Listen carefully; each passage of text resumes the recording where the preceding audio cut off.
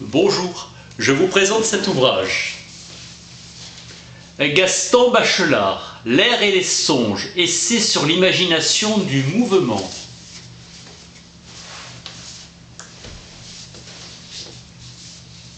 L'imagination n'est pas la faculté de former des images, mais de les déformer par la perception, faculté de nous libérer des images premières, de changer les images. L'imagination spécifie le psychisme humain. Blake, l'imagination n'est pas un état, c'est l'existence humaine elle-même. Alors qu'une image stable et achevée coupe les ailes de l'imagination. Le poème est une aspiration à des images nouvelles, il correspond aux besoins essentiels de nouveauté. L'imagination est une mobilité spirituelle. La pensée, en s'exprimant, enrichit la langue. La parole relève le devenir immédiat du psychisme humain. Restituer à toute chose son mouvement propre, conseille Nietzsche. À propos de tous les mots, désir d'altérité, désir de métaphore, désir de quitter ce qu'on voit et ce qu'on dit en faveur de ce qu'on imagine. Un vrai poète veut que l'imagination soit un voyage. Un beau poème est un opium ou un alcool. Entraîner les lecteurs au pays du pittoresque. Retrouver ailleurs ce qu'on voit tous les jours autour de soi. Voyage au pays réel. Examinons l'immanence de l'imaginaire au réel, trajet continu du réel à l'imaginaire. Chaque objet contemplé est le départ d'un rêve ou d'un vers. Voyage au pays de l'infini. À toute immanence s'adjoint une transcendance. C'est la loi de l'expression poétique de dépasser la pensée dynamique. Dis-moi quel est ton infini, je saurai le sens de ton univers. S'impose le réalisme de l'irréalité. Comprendre les figures par leur transfiguration. La parole est une prophétie. L'imagination projette l'être entier. En cueillant des fleurs dans les œuvres de Novalis, Shelley, Poe, Baudelaire, Rimbaud, Nietzsche, on éprouve l'impression que l'imagination est une des formes de l'audace humaine. La manière dont nous échappons du réel désigne nettement notre réalité intime. Filiation régulière du réel à l'imaginaire. Aucun des quatre éléments n'est imaginé dans son inertie, mais dans son dynamisme spécial. L'élément est un bon conducteur pour la sublimation. Dialectique de l'enthousiasme et de l'angoisse dans l'homme, a dit Ramon Gomez de la Serre. Tout est chemin. Édouard Leroy a montré que l'habitude était l'inertie du devenir psychique. L'habitude est l'antithèse de l'imagination créatrice. Les quatre éléments sont les hormones de l'imagination, impulsion vers le haut. L'imagination dynamique est un amplificateur psychique. Le mot « elle », le mot « nuage » sont des ambivalences du réel et de l'imagination. Sublimation discursive qui s'attache aux détails, jouant sans cesse entre impression et expression. Les images sont des réalités psychiques. Le monde vient s'imaginer dans la rêverie humaine. Jeu dialectique du vertige et du prestige. Travaux de Robert Desoy, qui ont essayé de renforcer les réflexes conditionnés qui nous font associer les valeurs d'élévation. La hauteur, la lumière, la paix. Le génie assemble la pensée à l'imagination et l'imagination produit la pensée. Ellipse de Milosz qui disait que Nietzsche, supérieur, il surmonte. Une poétique de la tempête qui est au fond une poétique de la colère. Le rêve de vol symbolise les désirs voluptueux. Par sa substance, le rêve de vol est soumis à la dialectique de la légèreté et de la lourdeur. Notre être onirique est un. On juge le vol onirique comme s'il était un moyen pour atteindre un but. Charles Nodier relie l'expérience du vol nocturne dans le rêve et la recherche objective qui réussit dans l'expérience de l'aérostat. Rêve intime et expérience objective, résurrectionnelle. L'aile est déjà une rationalisation. Le vol onirique n'est jamais un vol ailé. Jules Duhem, dans sa thèse sur l'histoire du vol, signale qu'au Tibet, des saints bouddhistes voyagent dans les airs, souliers volants. Dans le rêve, on ne vole pas pour aller aux cieux, on monte aux cieux parce que l'on vole. Tout nous élève, tout nous soulève. Force confiante qui nous fait quitter la terre. Notre cœur alourdit les peines du jour et guérit durant la nuit par la douceur et la facilité du vol onirique. En notre cœur, nous sentons le bonheur de voler. Le vol onirique est la synthèse de la chute et de l'élévation. Seule l'âme de Rilke sait garder dans la joie même la frayeur que la joie surmonte. Grande lumière que nous devons au rêve qui nous montre que la frayeur peut produire du bonheur. Les psychanalystes nous répètent que le rêve de vol est le symbole de la volupté. Pour certaines âmes qui ont une puissante vie nocturne, aimer c'est voler. Les bons sommeils sont bercés et portés, effort icarien de l'abbé Damian qui essaya de voler avec des plumes en 1507 et se cassa les 2 jambes. La poésie de Shelley est aérienne, certaines âmes se dynamisent en se sublimant. Vertige qu'on provoque pour jouir de la victoire, de le surmonter.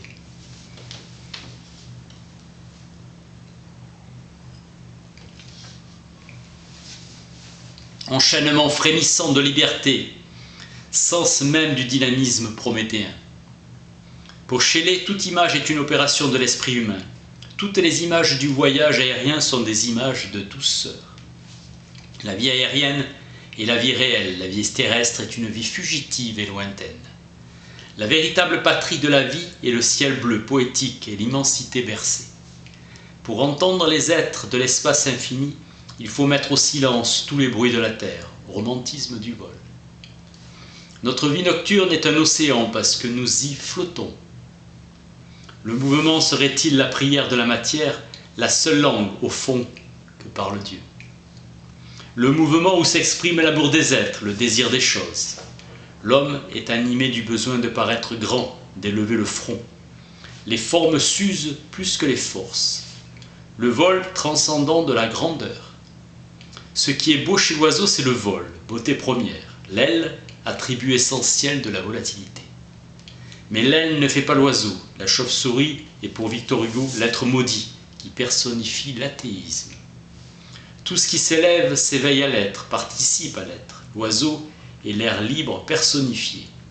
La langue allemande restitue l'oiseau dans la maxime de la liberté. Elle ne dit pas libre comme l'air, mais libre comme l'oiseau dans l'air. Blake est le héros de l'arrachement. Une énergie imaginée passe du potentiel à l'actif, suprématie de l'imagination dynamique sur l'imagination des formes. Dans l'espace poétique, on dit l'alouette est un corpuscule invisible qu'accompagne une onde de joie. L'alouette, modèle même du romantisme de la joie. En chantant l'espérance, l'alouette la crie. Pour Léonard de Vinci, elle est prophétesse et guérisseuse. Le chant de l'alouette est expression de tous les plaisirs, de tous les enthousiasmes. Lucien Wolff. Une sorte d'unité de chant, signe d'une sublimation par excellence. La peur de tomber est une peur primitive, élément de la peur de l'obscurité. La chute dans le noir. Henri Vallon a montré que l'agoraphobie n'était au fond qu'une variété de la peur de tomber. Chute vivante dont nous portons la cause, la responsabilité, psychologie complexe de l'être déchu. Le vertige est un devenir foudroyant.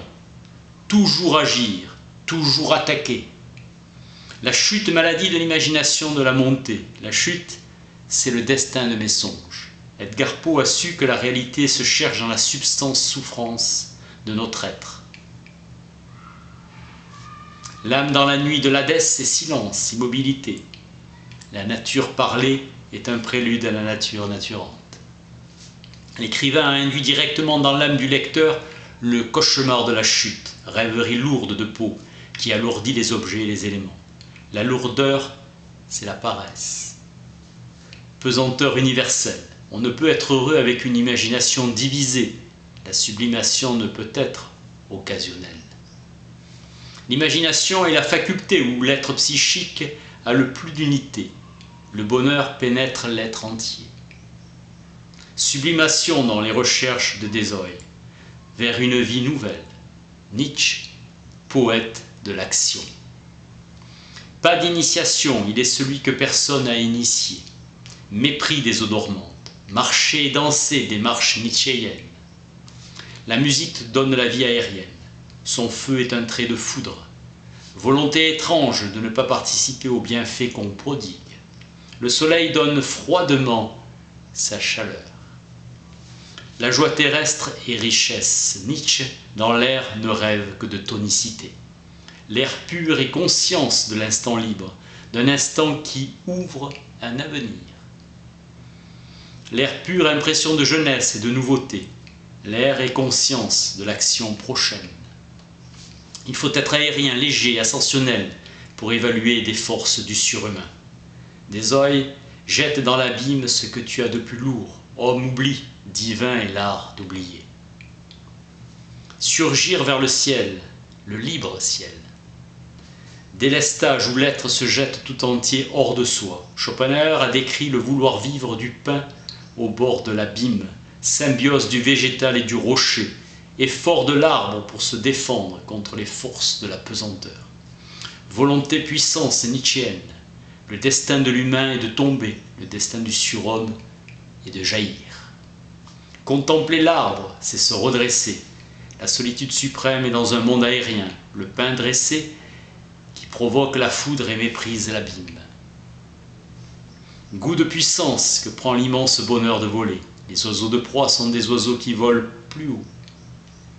Le lever du soleil est pour Nietzsche l'acte d'une décision irrévocable, éternel retour de la force. Le ciel bleu est sentimentalité pure, la contemplation, étrange puissance de l'âme humaine capable de ressusciter ses rêveries. Thème du mirage, le zodiaque est le test de Rorschach de l'humanité enfant. Le ciel étoilé nous est donné, non pas pour connaître, mais pour rêver. La lumière douce et brillante des étoiles provoque une des rêveries les plus constantes. Au début du rêve, les nuages. Poésie des nuages, stratus, cumulus, cirrus, nimbus, de Goethe, après des réflexions sur l'ouvrage de météorologiste Howard. Mythe poétique du manteau magique, du tapis. Toutes les nuits, le rêveur recommence le monde. La colère est l'acte commençant. Ambivalence du vent qui est douceur et violence, pureté et délire, ardeur destructrice et vivifiante chez les. Pensée indienne où les exercices respiratoires prennent une valeur morale. Notre âme, c'est toujours notre dernier soupir, se réconcilier avec le silence. Porter avec Valérie la loi du poème dans la volonté. Les cordes vocales, phénomène d'une volonté du logo. La poésie, premier phénomène du silence qui laisse vivant sous les images le silence attentif. L'image littéraire, fonction novatrice du langage. Le principe du silence en poésie est une pensée cachée, une pensée secrète.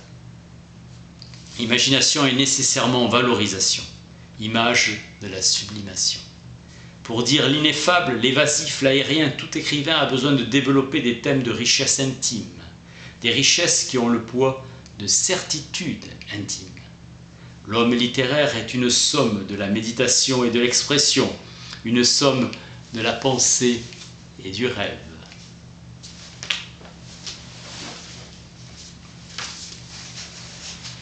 Et Gaston Bachelard, L'air et les songes, essai sur l'imagination du mouvement. Merci.